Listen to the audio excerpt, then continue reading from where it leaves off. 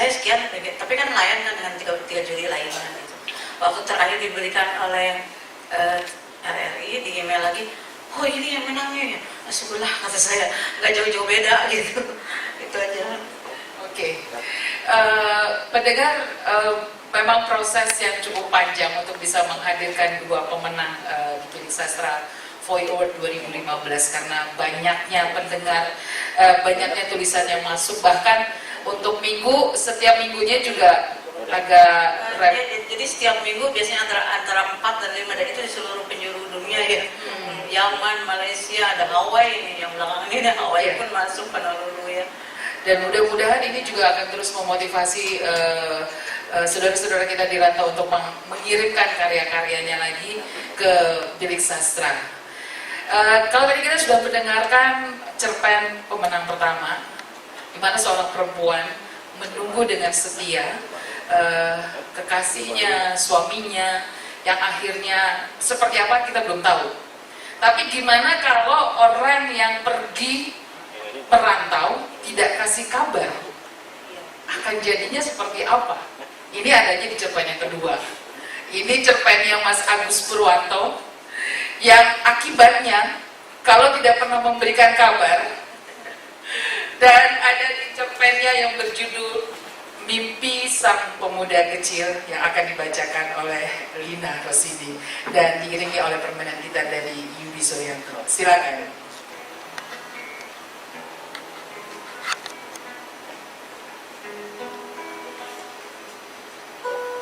Mimpi Sang Pemuda Kecil. Hari ini genap sebulan pemuda kecil itu meninggalkan kampung halaman, meninggalkan keluarga yang sangat dicintainya, meninggalkan teman-temannya. Berat memang untuk anak seusia 18 tahun harus berpisah dengan orang-orang tersayangnya, terpisahkan ribuan kilometer jauhnya. Hanya tekadnya yang bulat untuk merubah nasib keluarganya lah yang membuat dia terus bertahan. Bola matanya menerawang jauh ke langit-langit kamar, tanda bahwa dia sedang memikirkan sesuatu. Suara gemericik air hujan di luar rumah menambah kesunyian malam. Semilir angin membawa pemuda itu ke dalam lamunan. Kamu mau melanjutin kuliah di mana, Dek? Tanya perempuan separuh baya kepada pemuda kecil itu. Saya nggak melanjutin kuliah, Bu. Mau merantau saja, jawab pemuda kecil itu polos. Kenapa kamu nggak kuliah, Dek? Kamu kan pinter di sekolah. Perempuan paruh baya itu bertanya lagi. Enggak, Bu. Mau ikut kakak ke Malaysia saja, mencari modal untuk masa depan. Mau bantu keluarga, jawab pemuda itu lembut. Kalau kamu nggak melanjutin kuliah, gimana kamu bisa sukses? Rugi dong punya otak encer kalau hanya jadi TKI. Perempuan paruh baya yang bernama Bu Herawati itu menjawab ketus. Mau gimana lagi, Bu? Orang tua saya nggak punya biaya buat nyekolahin saya sampai perguruan tinggi. Ini pun biaya berangkat ke Malaysia, saya pinjam uang ke kakak saya. Pemuda itu menjawab masih dengan keleguannya. Ya sudah, kalau itu pilihanmu. Yang jelas kalau ibu pribadi nggak pengen punya menantu yang cuma lulusan SMK. Herawati menimpali dengan suara ketusnya. Menjadi seorang TKI sebenarnya bukanlah sebuah impian dari pemuda polos itu. Sejak kecil, dia selalu bercita-cita menjadi seorang pegawai negeri sipil, seperti halnya pamannya. Tetapi apalah daya, manusia hanya bisa berencana. Aku berjanji akan membuktikan kepada orang tuamu kalau aku bisa sukses dan bisa meraih masa depanku dengan caraku sendiri. Rumah pemuda itu saat memandang foto gadis dambaannya yang dia simpan di dalam dompet lusuhnya. Aku gak akan pulang dan menemui kamu sebelum aku bisa membuktikan janjiku ini. Umumnya melanjutkan. Hampir tiap saat foto itu dipandangi. Sebuah foto yang menguatkan tekadnya untuk bisa sukses mencapai impiannya. Di tengah hiruk pikuk suasana di KBRI, pemuda kecil itu terpandang sebuah majalah kecil yang terletak di depan meja konter petugas. Bergegas pemuda itu mengambil satu eksemplar majalah keluaran KBRI itu. Satu demi satu halaman majalah itu dibukanya. Hingga pada suatu halaman, dia menemukan sebuah berita yang menyita perhatiannya. Universitas Terbuka Pokjar Kuala Lumpur diresmikan oleh Duta Besar Indonesia untuk Malaysia. Baca pemuda itu. Sontak pemuda itu merasa penasaran. Tulisan demi tulisan dibacanya. Yes, yes, yes. Tiba-tiba pemuda itu berteriak kegirangan sambil mengepalkan kedua tangannya. Dilemparkannya majalah yang dibacanya itu ke atas sambil meloncat kegirangan. Raut bahagia jelas terpancar dari wajahnya. Alhamdulillahirabbil alamin. Pemuda itu tak henti-hentinya mengucapkan syukur. Tanpa menghiraukan orang-orang di sekelilingnya yang terus memperhatikan tingkahnya, pemuda itu seperti menemukan bongkahan emas yang tak terhingga jumlahnya. Ada apa toh, Mas Dodi? Kok tertawa sendiri? Suara Kipli mencoba mencari tahu pada pemuda itu. Ini loh, Kli, ada berita baik buat kita para TKI, jawab pemuda itu. Kita? Kamu aja keles, sanggah Kipli dengan gaya bicara khasnya yang seperti anak paling gaul sedunia. Dasar wong gemblung kamu, Kli. Ini nih penting loh buat TKI seperti kita ini. Lihat nih, sekarang di Kuala Lumpur sudah dibuka Universitas Terbuka Kelompok Belajar Kuala Lumpur. Jadi kita bisa kuliah tanpa harus meninggalkan pekerjaan kita. Dan nanti pulang kita bisa jadi sarjana. Itu coba menjelaskan perihal berita yang baru dibacanya itu pada temannya. Hedi, alhamdulillah aku sekarang bisa kuliah. Doakan aku ya, semoga aku bisa pulang dengan membawa modal untuk masa depan dan gelar sarjana. Pemuda itu ketika memandangi foto kecil di dalam dompetnya yang sudah mulai usang. Tak henti-hentinya dipandanginya foto gadis anggun berlesung pipi itu. Gadis yang selama ini dia damba dan idam-idamkan. Kesederhanaan di tengah kemewahan yang membuat gadis itu mempunyai nilai tambah di mata pemuda itu. Syahdan, 5 tahun sudah berlalu sejak pemuda itu meninggalkan kampung halamannya. Dia sudah berhasil mewujudkan impiannya untuk membantu keluarganya. Begitupun gelar sarjana ilmu pemerintahan sudah digenggamnya. Tiba saatnya pemuda itu untuk kembali ke kampung halamannya, bertemu kembali dengan orang-orang yang disayanginya. Ketika akan memasuki rumah, tanpa sengaja pemuda itu melihat sosok perempuan yang sudah tidak asing lagi baginya sedang berjalan di depan rumahnya. Wanita yang selama 5 tahun ini fotonya selalu setia dipandangi, mengisi ruang di dompetnya. Terima kasih sudah menjadi penyemangat hidupku selama ini, karena aku bisa seperti sekarang ini. Tanpa mungkin aku masih seorang pemuda yang tak tahu arah. Mungkin Allah memang sengaja mengirimkanmu untuk menjadi malaikat penyemangat dan bukan sebagai istriku. Lirik Syahdan, pemuda itu kemudian berhasil mencapai impiannya menjadi seorang pegawai negeri sipil dan bekerja sebagai staf camat di kantor kecamatan tempat dia tinggal. Di sanalah akhirnya ia bertemu dengan seorang gadis cantik berjilbab bernama Aulia Zahra. Akhir cerita, mereka akhirnya menikah dan dikaruniai 3 orang anak dan hidup bahagia. Itulah kalau Tuhan sudah berkehendak. Apapun tidak ada yang mustahil di dunia ini. Apa yang penting adalah kita jangan pernah berhenti untuk berusaha sekuat tenaga.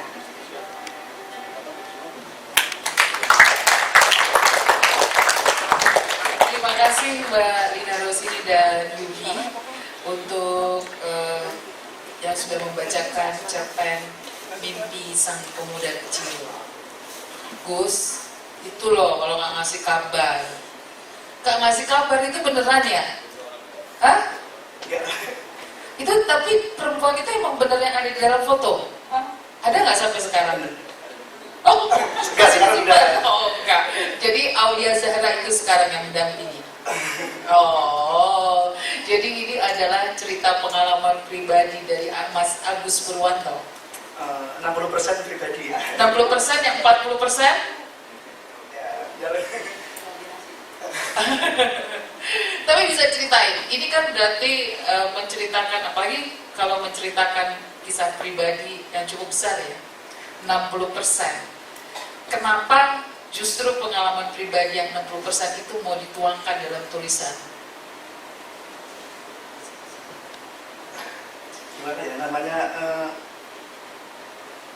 memang dari dulu mengagumi gadis yang saya ceritakan di cerpen itu, dan pada akhirnya memang nggak bisa memiliki. Jadi terinspirasi untuk menjadikan sebuah kisah lah, setidaknya bisa diabadikan dalam cerita gitu. Tapi Aulia Zahra itu tahu. Akhirnya tahu juga. Oh, akhirnya tahu juga. Tapi ini untuk menulis, untuk memutuskan menulis ini karena cerpen ini bukan hanya menceritakan pengalaman pribadi yang sekedar mau men-sharing cerita ya, tapi ada semangat di situ, bahwa semangat untuk bisa sekolah atau kuliah lagi. Itu Agus memutuskan untuk membuat cerpen ini dan kemudian mengirimkan ke Voice of Indonesia, pasti ada alasan lain. Waktu itu kan kami dari Persatuan Pelajar Indonesia di Universitas Terbuka Kuala Lumpur mengundang Ibu Iwit Senja untuk mengisi seminar di sana, dan kebetulan beliau kemudian menantang kita untuk menulis tentang Malaysia atau tentang pengalaman kita di Malaysia gitu. Jadi akhirnya saya terinspirasi dengan semua kisah hidup yang telah saya alami di Malaysia. Kemudian saya kirimkan 2 naskah. Yang satunya akhirnya dibukukan ke buku berjudul Seronok Negeri Jiran, dan satunya dikirim ke Voyawat Milik Sastra, dan alhamdulillah bisa juara 2. Jadi ini cerpen ke berapa?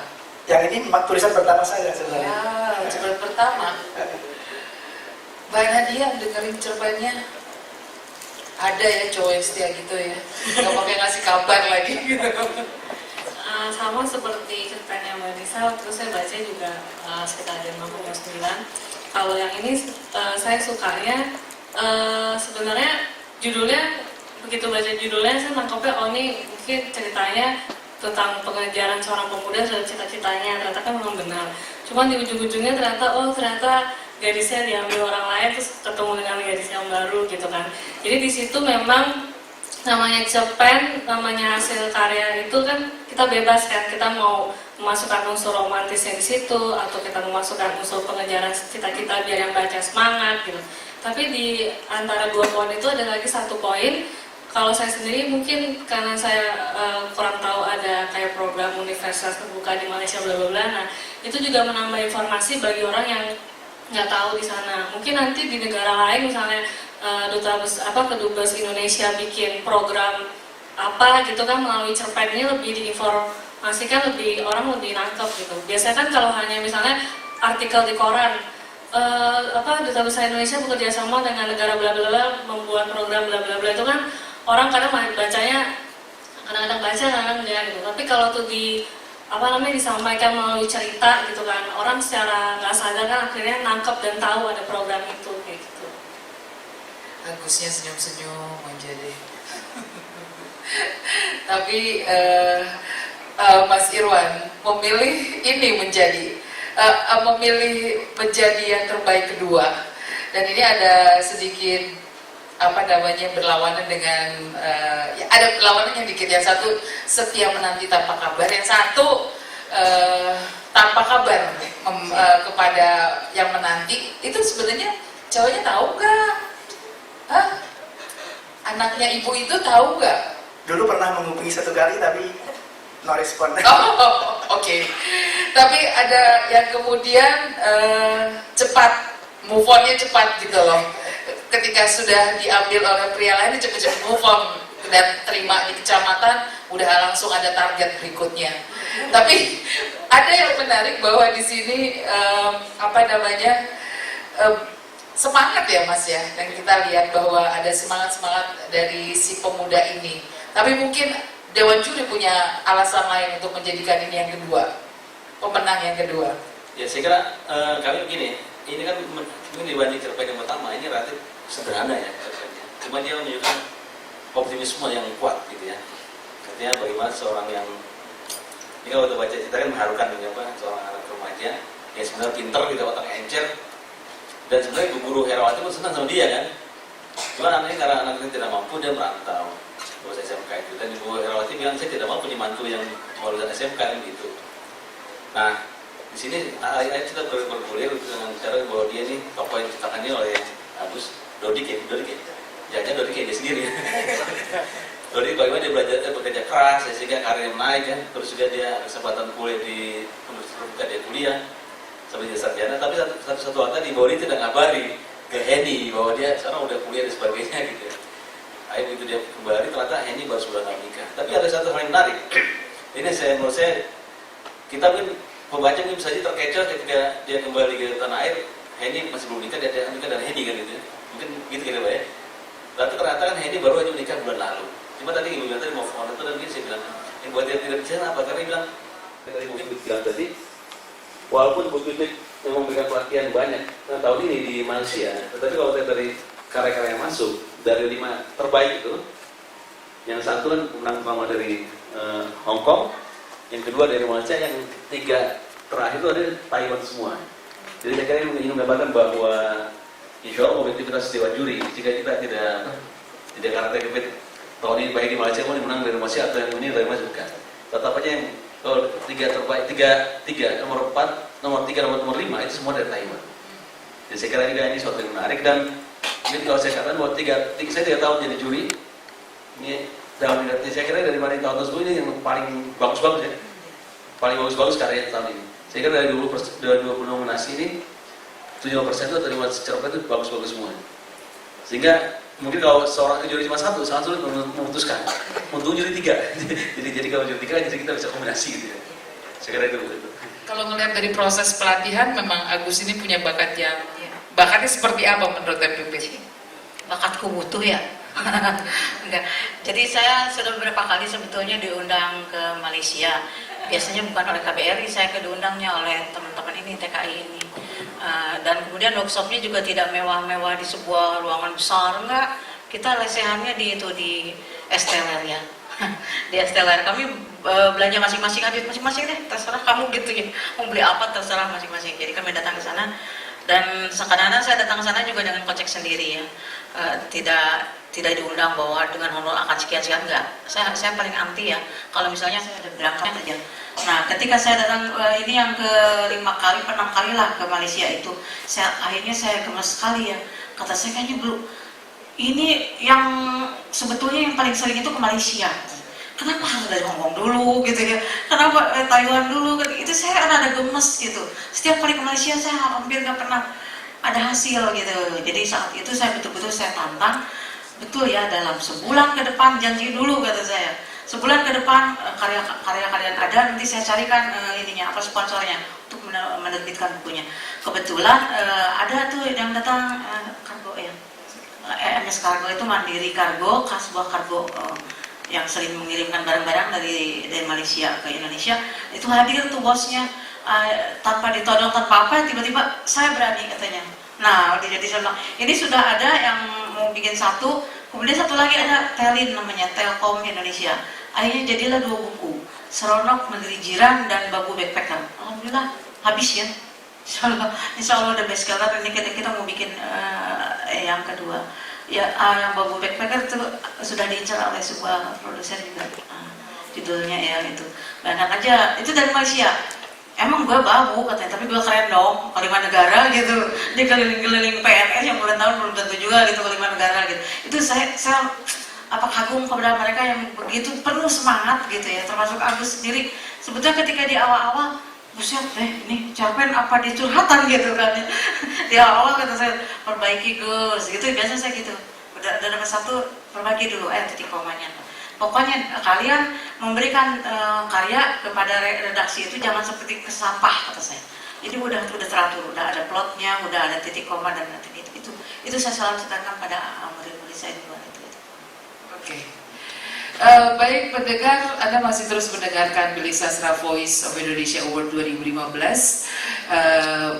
Obrolan kita masih akan terus berlangsung, dan juga saya memberikan kesempatan kepada hadirin yang ada di auditorium Abdurrahman Saleh ini. Mungkin kalau ada yang mau bertanya kepada kedua penulis dan juga kepada Mas Irwan Kelana atau Mbak Nadia dan juga Teh Pipit. Tapi sebelumnya nanti kita akan dengarkan dulu sebuah lagu dari kelompok yang menamakan dirinya sebagai kelompok Unix. Kita akan dengarkan dan kita akan lanjutkan, dan nanti kita akan masuk ke tema kita kali ini dalam Bilik Sastra Voice of Indonesia Award 2015 adalah Semangat Sumpah Pemuda dalam Karya Sastra Perantauan. Kita akan sama-sama mungkin bagaimana Nisa melihat atau merasakan semangat ini dan dituangkan dalam tulisan Agus juga seperti apa, dan mungkin Mbak Nadia juga bisa punya gitu pandangannya. Kayaknya semangat Sumpah Pemuda ini harusnya seperti apa sih bisa kita tuangkan. Kami persilakan untuk Unix untuk bisa naik ke panggung. Ya, perempuan muda. Oh, nggak mau ya disebut perempuan muda ya? Oh, emang mau? Saya pikir ketawa karena nggak mau.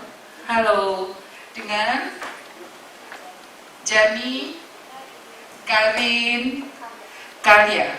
Kenapa namanya Unix? Punya arti sendiri sih, ada meaningnya sendiri juga, bisa dijelasin. Jadi kita tuh minta nama Unix karena kalau dalam bahasa Inggris kan kayak union itu kan artinya. Hati-hati, gambaran yang pas banget ya untuk penulis-penulis yang ada di perantauan. Aku senyum-senyum aja karena memang aku selalu merasa punya orang yang dekat di hati ketika dia jauh di Malaysia. Nisa juga iya kan? Ada yang nunggu juga kan di sini? Nisa ada juga kan? Susana juga ada yang nunggu di sini kan? Yang membuat selalu dekat di hati. Iya di Indonesia. Ada keluarga. Oh, ada, oke.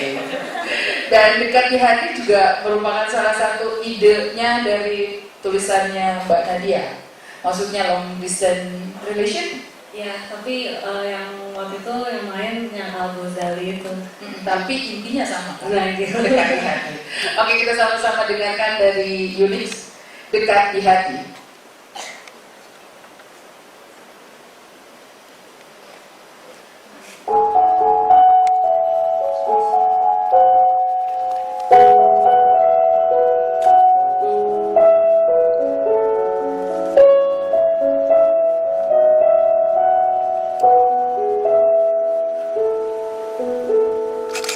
Dari telepon pun membuatku tersenyum di pagi hari.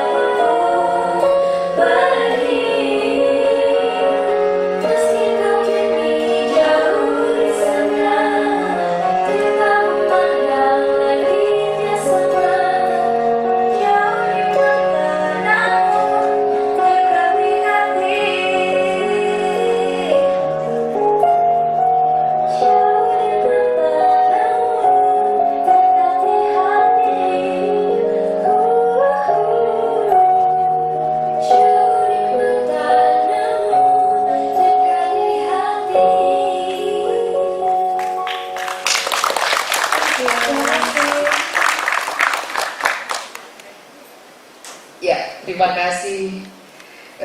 Masih ada satu lagu lagi itu judulnya apa?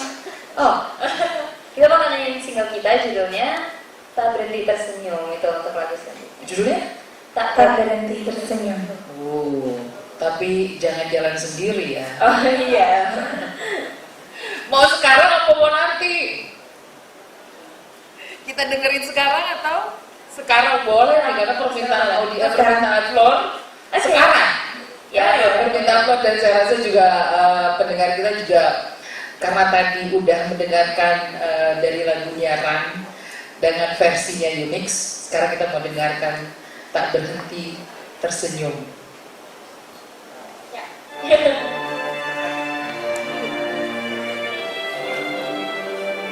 Pakai porsi, Pak.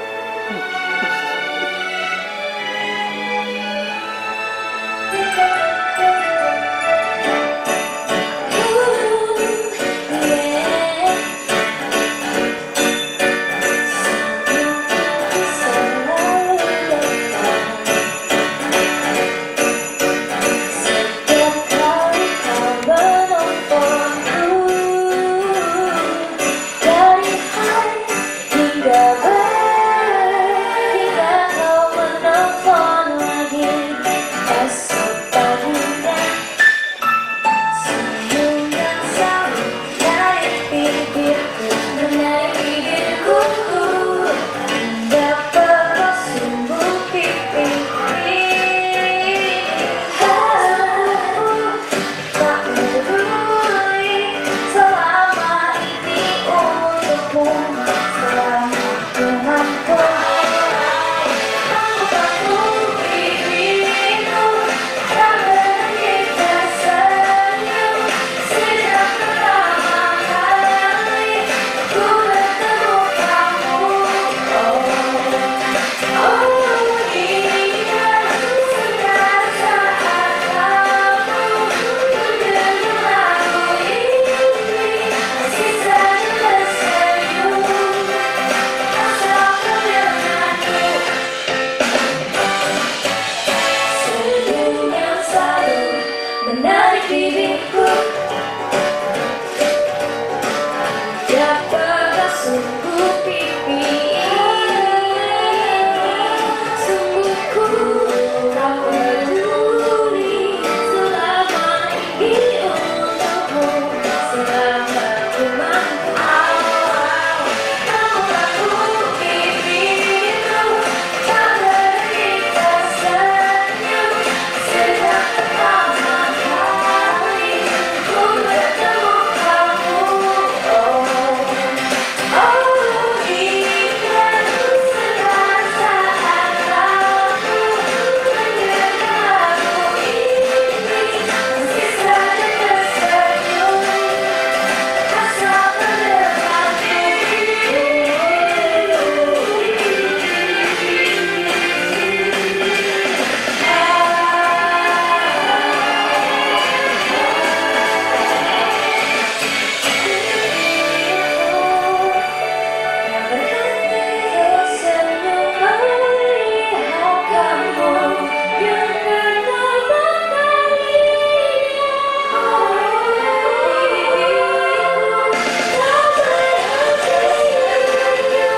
sejak pertama kali ku bertemu kamu. Ingat setiap saat kamu mendengar lagu ini, masih saja tersenyum.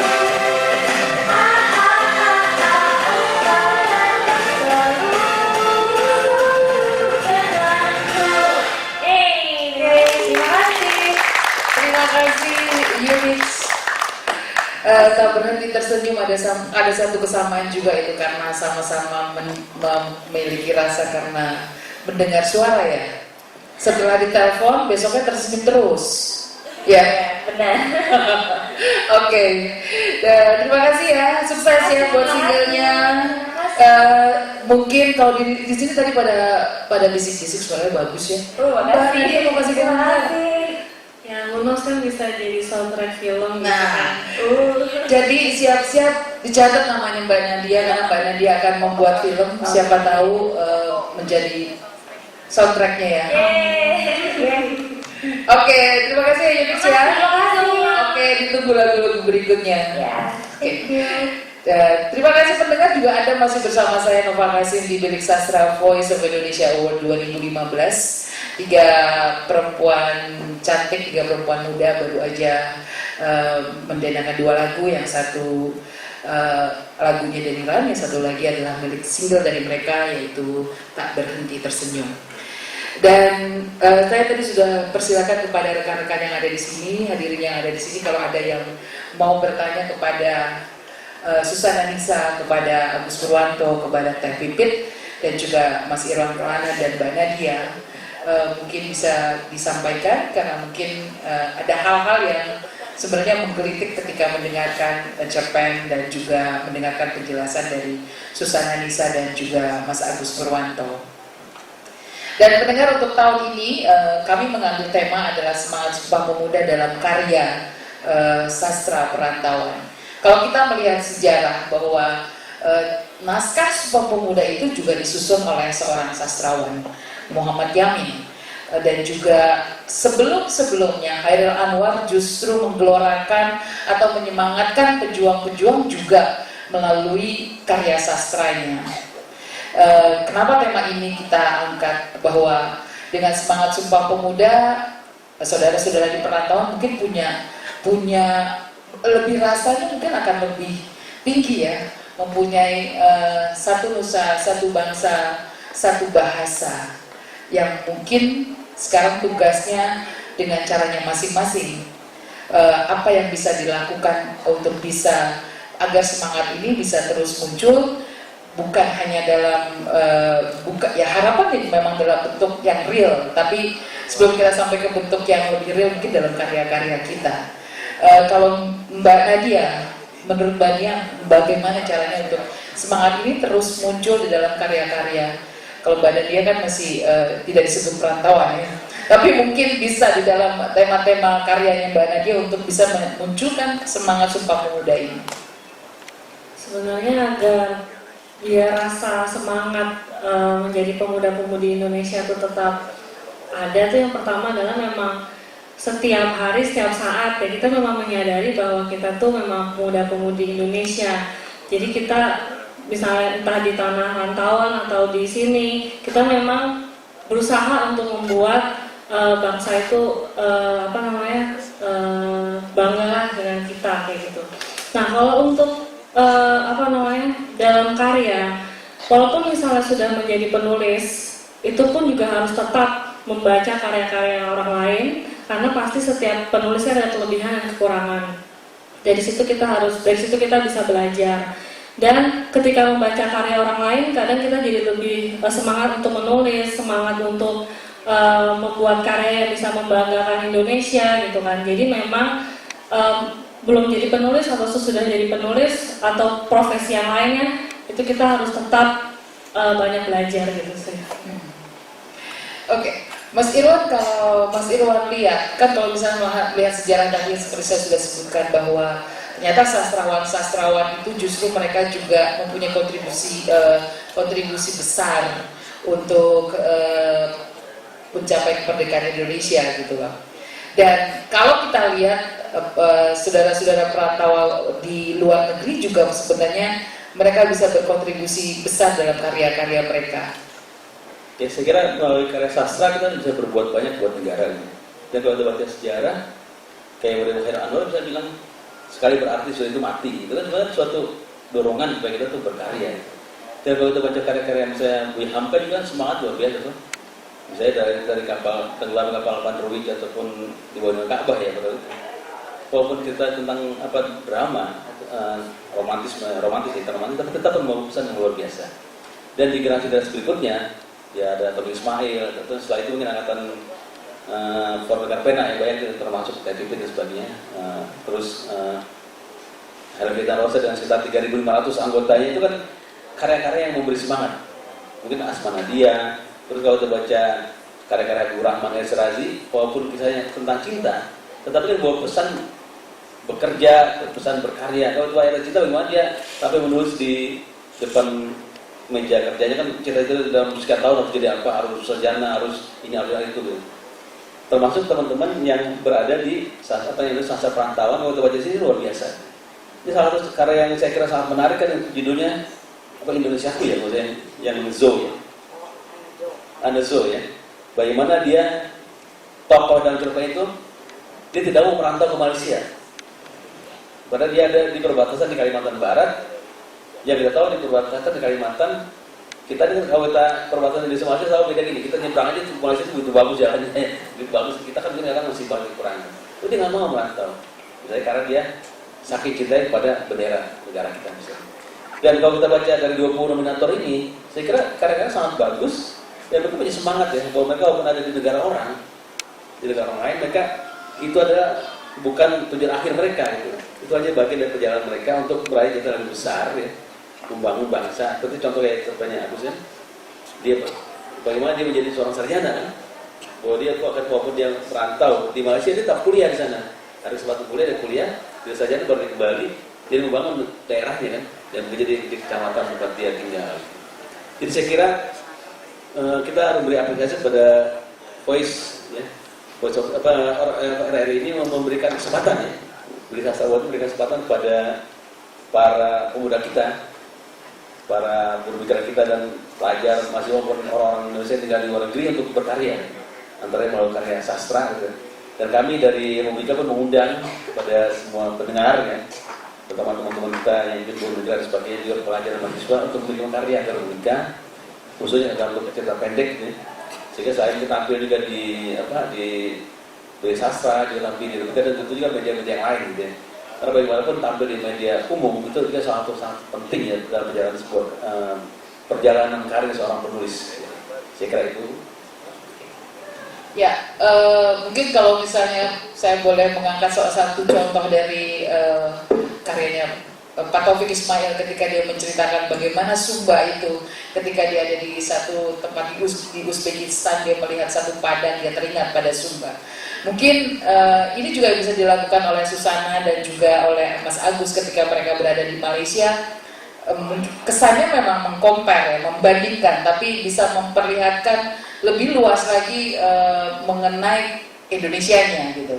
Susana kalau sekarang ditantang untuk bisa membuat satu cerpen yang mengangkat tema Sumpah Pemuda itu, bukan mengangkat, tapi mengangkat semangat Sumpah Pemuda itu. Kira-kira mau bikin cerpen tentang apa? Mungkin karena saya seorang berpikiran ya, saya ingin meskipun berapa lama kita merantau dari negara orang, tetapi kita harus tetap ingat, tetap bangga bahwa kita itu orang Indonesia. Jadi sebuah karya yang gimana ya? Sebuah karya yang mungkin meskipun kita udah lama tinggal di luar negeri, kita nggak lupa dengan tradisi, juga dengan budaya kita di Indonesia gitu. Oke. Kalau Mas Agus, perempuan Indonesia yang cantik itu telah membuat hati saya kaya. Mulainya dari situ, karena itu salah satu yang ada di dalam tanah air. Mas Agus, kira-kira kalau ditantang nih, semangat Sumpah Pemuda, Teh Pipit nih lagi galak. Agus, ayo buat satu cerpen yang bertema atau mengangkat semangat Sumpah Pemuda. Tetap kalau saya membuat cerpen tentang Sumpah Pemuda, tidak bisa lepas dari profesi saya, pekerjaan saya ya, sebagai seorang PKI, kemungkinan nasionalisme di negeri jiran gitu ya, akan menceritakan bagaimana susah, betapa bangganya kita menjadi warga negara Indonesia di luar negeri gitu. Karena selama ini bukan rahasia umum kalau kita di sana itu seperti banyak direndahkan oleh warga negara sana. Jadi gimana kita bisa menunjukkan nasionalisme kita itu ke dalam sebuah cerita nanti. Dan kebetulan saya juga di sana bergerak di organisasi BNI Peduli yang lebih fokus mengurusi TKI yang bermasalah ya. Oke. Itu ditunggu ya. Oke, ditunggu. Nanti kita lihat apakah terbitnya di Republika untuk tahun depan dalam rangka Sumpah Pemuda ya Mas Irwan, atau di Voice of Indonesia menjadi salah satu lagi gitu loh peserta yang bisa masuk dalam seleksi Berita Sastra Voice of Indonesia 2016. Dari ada yang mau bertanya? Kalau ada silakan, kalau memang ada yang mau bertanya bisa disebutkan nama tulisan-tulisan mereka gitu, terbit yang apa bisa kira-kira yang bisa membuat mereka tuh bisa menjaga nilai-nilai dari Indonesia pada masa sekarang ini. Saya kebetulan dari 2004 sebetulnya saya sudah betul-betul fokus ya untuk mengangkat karya buruh migran, sehingga ada istilah sastra migran. Kalau di Hongkong juga saya sampai dibilangin emaknya TKW katanya. Kalau saya udah datang, Aku nggak termasuk berarti. ini belakangan TKW loh. Jadi begitu saya misalnya udah ada di Victoria, nah, tuh datang tuh teroris, tukang teror menulis. Jadi saya melihat sih banyak sekali yang sudah berhasil. Kalau di Hongkong saya lihat banyak sekali berhasil. Belakangan saya juga ke Malaysia banyak juga. Yang saya lihat yang paling menonjol yang di Hongkong itu pada jadi bisnis gitu ya, bisnis ya lihat ya. Rata-rata mereka jadi saudagar intinya. Baik ketika mereka tinggal di sana maupun setelah pulang. Nah, ada yang sekarang jadi juragan mie ayam ya. Nah, Laraswati dia penulis juga. Sering mengirim ke Berita Sastra. Dia jadi juragan. Kemudian ada pemenang kita juga Nesa Kartika yang di dua itu ya. Di satu ya. Nesa Kartika itu beliau juga punya taman bacaan gratis. Selain itu dia punya butik. Luar biasa ya. Saya lihat yang mengaitkan mereka agar tetap mencintai Indonesia. Saya rasa semangat mereka untuk majunya itu loh, bahwa ini aku meskipun dari kampung hanya banyak tuh yang tamatan SD, tamatan SD, SMP gitu, tapi aku bisa maju gitu. Benang merahnya itu ada, rata-rata begitu. Aku ke negeri ke perantauan itu aku ingin menaikkan harkat hidup gitu ya, derajat diriku sendiri juga keluargaku, itu yang saya benang merahnya itu. Oke, Mas Irwan, karya akan tetap menjadi cuma catatan harian mereka. Jadi yang hanya disimpan di dalam notebooknya mereka. Kalau nggak ada wadah untuk bisa mempublikasikan karya-karya mereka. Saat ini juga sebenarnya nggak begitu banyak ya Mas media, maksudnya media yang mau membuka ada khusus untuk karya-karya sastra gitu. Mungkin kalau kita perbandingkan, mungkin hanya beberapa media hanya munculkan seminggu sekali gitu loh. Apa yang kita harus lakukan supaya karya-karya dari mereka itu bukan hanya menjadi simpanan di notebook ya, atau paling enggak cuma jadi blog, ada muncul di blognya mereka gitu. Yang pertama saya kira ya walaupun nggak begitu banyak, tapi beberapa media masih memberi ruang buat sastra ya. Mungkin Republika, terus Kompas ya. Tabloid nyata saya lihat, tabloid depan sering ada. Jadi tetap ada, walaupun itu tidak semua media gitu ya, tetapi itu ada.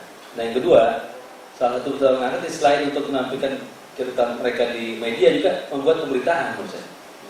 Misalnya seperti sekarang nih, teman-teman nih yang menang lomba ini ya, Berita Sastra, kita muat beritanya. Baik di Republika, bisa contoh ya, di koran cetaknya maupun di online. Online itu bisa diberikan linknya, itu bisa nyebar ke seluruh dunia gitu. Jadi karena ini orang itu besar karena banyak yang bantu ya. Jadi tidak bisa orang besar sendirian gitu. Walaupun dia berbakat kuat, tapi kalau dia tidak dipublikasikan, gitu, termasuk tidak ada jasa Berita Sastra misalnya, mungkin baru muncul. Pengalaman saya pribadi, saya jadi penulis itu gara-gara ikut lomba menulis kayak juga, menulis gini. Waktu saya SMA, ini adalah harian Suara Karya tahun 82. Itu waktu itu lomba pengalaman liburan sekolah itu lalu perjalanan liburan gitu. Waktu saya keliling bisa naik gunung dan sebagainya. Nah dengan menang itu dapat hadiah macam mesin tik. Waktu itu mesin tik buat 82 ya, masih ada komputer ya. Kemudian kita dimuat di koran itu punya jalan. Akhirnya itu saya rutin nulis di koran Suara Karya. Kemudian saya itu koran-koran lain akhirnya. Jadi mau saya ini hanya salah satu cara, ini sebagai pembuka pintu gitu. Jadi jangan berhenti sampai sini gitu. Nah setelah ini mungkin mengirim naskah ke media, mungkin juga ke penerbit dan sebagainya. Dan dengan ada forum maker pena kan saya kira Facebook juga membuka berbagai pintu ya. Misalnya mungkin kita sebagai pribadi karya baru satu cerita belum bisa tertulis sebagai judul sebagai satu buku kan, tetapi dengan karya-karya yang lain akan ramai jadi punya buku gitu, antologi cerpen. Itu menambah percaya diri kita. Kemudian juga portofolio kan gitu ya. Jadi maksud saya ini adalah satu cara triggernya gitu ya, tetapi harus terus dibantu. Saya ini pengalaman saya kayak ini kalau bicara melompat soal film ya, kayak beberapa Esraji dalam film cerita Bekasi. Itu kan audisi ya, yang menang saya ada Okisana Dewi, Media Safira dan sebagainya. Setelah film itu mereka berapa ini? Kan sudah menang, sudah jadi terpilih nih Oki dan Media Safira. Ya harus pikir saya sinetron mengenai KCP supaya kita main film terus. Gitu. Jadi ada ini, ada lanjutan ya saya kira. Nah salah satu poin paling penting adalah saya berharap bahwa mereka akan sering muncul dalam pemberitaan, ya baik betul di RRI, di berbagai macam online ya, di berbagai cetak yang lain supaya makin dikenal sama mereka, juga karya mereka itu. Selain juga memuat atau mengirim karya mereka ke berbagai media tadi. Ya, mudah-mudahan akan banyak lagi media yang memang memberikan ruang untuk teman-teman, khususnya teman-teman di rantau, penulis perantauan untuk menghasilkan karya mereka. Dan kami memang secara khusus menyebut ini adalah salah satu apresiasi kami terhadap apresiasi Voice of Indonesia terhadap saudara-saudara atau teman-teman yang berada di luar negeri untuk menghasilkan karyanya. Dan saya kira Pak Syarif, saya kira sangat peduli Pak, ini sastra perantauan ini. Sampai banyak ingin sekali kan mengangkat ini di misalnya di kampus UNJ dan sebagainya. Karena ini kan belum ada, dan jangan sampai ini bahkan brandnya ini dipegang orang lain gitu ya. Itu saya kira itu. Nah, ayo Pak Syarif. Pak Syarif saya kira perlu bicara juga nih. Oh, Pak Syarif perlu bicara nih karena bagi dosen bahasa dan sastra Indonesia sebagainya. Ya. Ya, baik, terima kasih. Kalau dari sudut saya bahwa mungkin pada tahun lalu saya sempat menyampaikan bahwa sastra perantauan atau dalam istilah TNPB ini sastra migran ini adalah yang menurut saya diinisiasi oleh Bilik Sastra yang notabene RRI. Jadi ini harusnya menjadi benchmarknya atau miliknya royalti dari RRI. Itu yang dipertahankan yang pertama. Yang kedua adalah secara pembelajaran sastra dunia perguruan tinggi, saya melihat saya kebetulan ada di beberapa perguruan tinggi di UNJ dan di Unindra itu mengajarkan tentang sastra, khususnya sastra kreatif. Ini ilmunya udah agak usang gitu. Ngomongin novel yang udah ya novel modern populer itu cukup banyak, tetapi menurut saya dalam konteks kajian itu kita menjadi semakin langka. Nah, sastra migran ini atau sastra perantauan menurut saya menjadi sesuatu yang baik untuk dikedepankan, karena saya menyebutnya ada dua hal yang unik. Satu, apapun ya untuk Nisa maupun Agus, mereka di luar sana, berarti di luar negerinya sendiri, menulis sastra itu sebenarnya adalah ekspresi kegelisahan hati. Ya, dia rindu akan kampung halaman, maka dicari setting latar Indonesia, dicari tokohnya saudara atau orang Indonesia. Itu semuanya adalah bentuk dari kerinduan. Kenapa dia rindu? Karena dia sendiri di sana.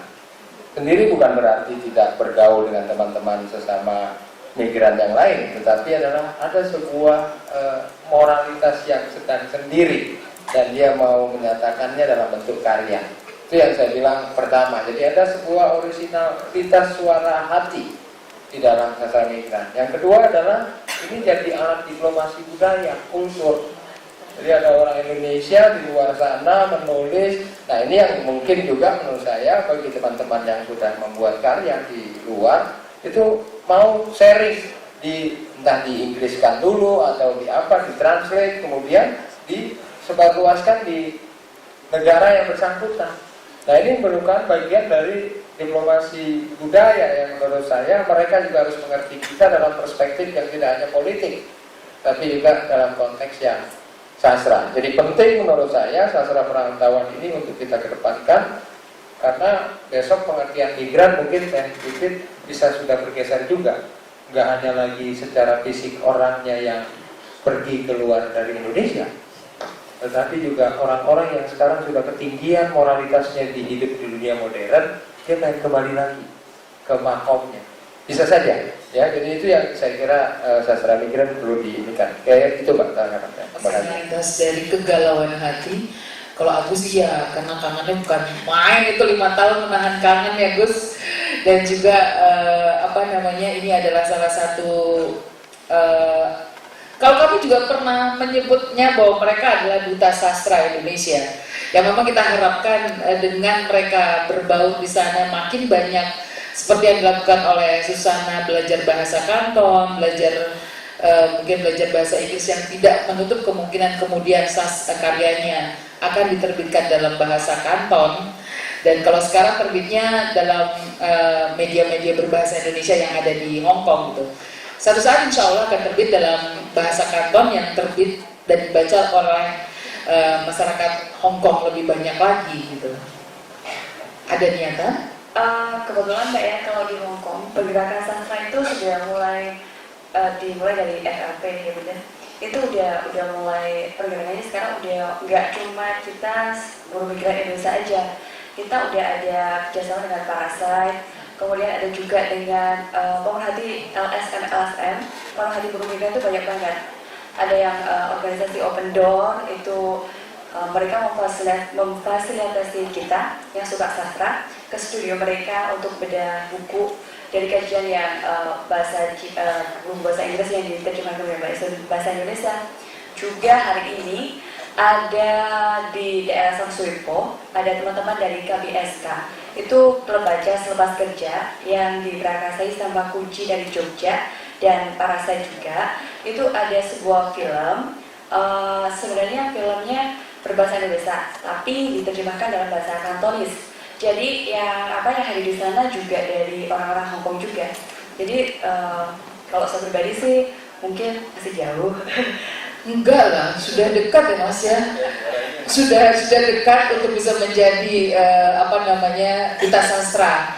Karena sudah semakin banyak dan semakin bisa atau semakin menguasai bahasa Kantonis, itu satu langkah lagi untuk bisa menyebarkan karyanya lebih jauh lagi, bukan hanya untuk di media yang berbahasa Indonesia. Amin. Amin. Mas Agus juga punya rencana seperti itu kan? Senyum insya Allah, oke. Tapi paling tidak agak lebih mudah ya untuk bahasa, bukan lebih mudah, walaupun bahasa Melayu banyak sekali yang kita pikir artinya sama tapi ternyata justru berbeda. Tapi mungkin justru keunikan campuran antara bahasa Melayu dan bahasa Indonesia bisa menjadi daya tarik juga mungkin buat orang-orang Malaysia. Bisa. Oke. Mbak Nadia gimana? Punya ide juga kan untuk membuatnya dalam bahasa Prancis, kemudian disebarkan. Ya mudah-mudahan. Sebenarnya saya mau menyampaikan ini, teman-teman yang entah bekerja atau kuliah di luar negeri itu sebenarnya punya nilai plus ketika dia harus membuat suatu karya dengan latar tempat di Indonesia maupun negara yang sedang mereka tempati ya. Mereka bisa melihat langsung dan bisa melakukan perbandingan dan penilaian-penilaian tersendiri secara setiap hari gitu kan. Tidak seperti misalnya kita hanya liburan terus kita hanya memperhatikan penduduk negara tersebut sekitar seminggu atau sebulan gitu. Tapi kan kalau mereka lama gitu kan, itu sebenarnya sudah menjadi poin plus ketika membuat tokoh di cerpen atau novel. Misalnya tokoh A itu orang Indonesia asli, tokoh B itu orang negara rantauan asli, misalnya entah berdarah Hong Kong atau Malaysia gitu. Dan pasti kan observasinya juga dalam sekali gitu kan. Itu sudah menjadi poin plus di suatu karya sastra yang ketika misalnya dijual entah di Indonesia atau di luar negeri, tidak semua pembaca itu mengalami pengalaman yang sama seperti teman-teman di sini gitu. Jadi itu sudah bisa menjadi poin plus dan penambah informasi gitu menurut saya sih gitu. Apalagi kalau misalnya kita bisa mengambil mengkomparasi ya dua tempat yang kalau saya memang Taufik Ismail itu saya bilang gambarannya saya tidak tahu, saya nggak tahu pada saat mendengar, saya nggak tahu Uzbekistannya di mana dan Sumbanya pun juga saya belum pernah pergi, tapi begitu dia menggambarkan ada padang terbuka, terus bagaimana rumput-rumput itu tergambar gitu, dan mudah-mudahan justru dengan melihat secara langsung kondisi di perantau, kemudian bisa bukan membandingkan, mengkomparasi dengan Indonesia, bisa menyebutkan satu tempat di Hong Kong misalnya, kemudian Nisa Susana terbayang dengan satu tempat yang ada di Indonesia. Ini dua latar yang bisa dijadikan satu tema yang justru buat saya mungkin akan lebih muncul kecintaan terhadap tanah air. Oke. Sebenarnya tambahin sedikit, kayak misalnya sekarang misalnya tentang produser film atau mungkin editor buku itu kan bukan misalnya ini pasarnya lagi hits negara ini nih gitu, tolong dong penulis bikin cerpen atau novel tentang negara X gitu misalnya. Akhirnya misalnya wah saya nggak pernah kesana nih gitu kan, akhirnya mungkin dari internet atau mungkin informasi dari teman segala macam gitu. Tapi kalau bagi teman-teman yang udah pernah kesana langsung kan, entah itu kejadian sudah 5 tahun lalu atau 6 tahun lalu gitu kan, punya memori tersendiri gitu, akhirnya bisa langsung menumpahkan karya. Karena ada editor juga yang bilang sekarang nih entah buku atau film itu memang orang lebih senang juga yang ada luar negerinya gitu, karena ada suatu hal yang ditangkap dan hal baru gitu. Oke, mudah-mudahan justru nanti produser-produser di luar negeri akan mengangkat tentang Indonesianya. Tentunya infonya dari saudara-saudara yang di rantau yang akan menginfokan atau mungkin karena ada kedekatan lebih dekat gitu ya. Mungkin satu saat kita akan melihat karyanya Susana menjadi ide cerita dari film di Hong Kong, atau karyanya Agus bisa juga menjadi ide ceritanya Upin dan Ipin dari Malaysia bagaimana. Atau saudara-saudara yang lain atau pendengar dimanapun Anda berada, mungkin juga latar belakang tempat Anda sekarang berada bisa menjadi bisa menjadi ide Anda untuk justru lebih mengangkat Indonesianya. Oke, waktu kita sudah harus habis, tapi mungkin ada yang ingin disampaikan oleh Nisa. Sorry, saya panggil pindah-pindah. Susana, Nisa. Susana.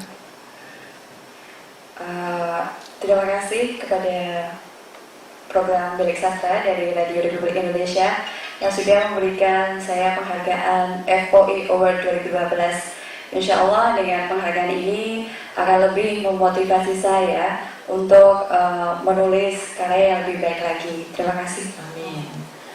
Mas Agus Purwanto.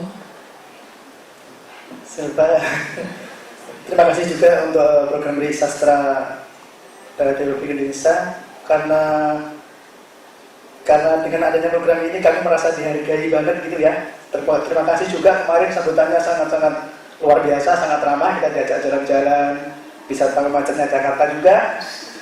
Semoga kedepannya bisa lebih meningkat lagi dan bisa menghasilkan sastrawan-sastrawan migran ya, yang lebih banyak dan lebih berkualitas. Oke, terima kasih Mbak. Tapi Pit, mungkin untuk pendengar ada yang mau disampaikan juga. Semoga kehadiran Bilik Sastra ini semakin luas ya ke pelosok-pelosok negara di dunia ini. Saya berharap berlahiran para penulis handal dari berbagai negara, itu yang saya harapkan. Kemudian saya juga berharap agar ke depan mungkin tidak hanya 2 gitu ya. Saya berharap karena ini bagus sekali, misalnya dari 5 nominasi ini menurut saya patut diberi apresiasi gitu loh. Yang 3 ini atau taruhlah 3 gitu. Gimana saya berharap sih Bilik Sastra bisa menambah anugerahnya. Oke. Mas Ivan boleh singkat yang mau disampaikan? Oke, saya menunggu karya-karya teman-teman di berbagai negara untuk mengirim ke Republika. Oke. Kita kerjasama nanti Mas Republika dan FOI. Mbak Nadia.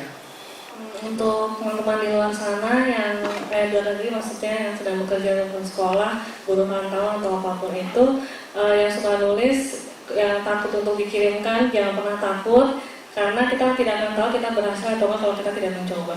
Oke. Dan pendengar, sampai di sini acara Bilik Sastra Voice of Indonesia Award 2015. Kami tunggu karya-karya Anda, cerpen-cerpen Anda. Mungkin tahun depan Anda adalah salah satu yang akan meraih Bilik Sastra Voice of Indonesia Award 2016. Akhirnya atas nama seluruh kerabat kerja yang bertugas pada hari ini, saya Nova Kasim undur diri. Kita ketemu lagi insya Allah tahun depan, tapi karya-karya Anda tetap ditunggu setiap minggunya untuk disampaikan pada pukul 13 sampai dengan pukul 14 waktu Indonesia Barat. Akhir kata saya ucapkan Assalamualaikum warahmatullahi wabarakatuh. Senyum ini selalu datang setiap kali kau menelponku,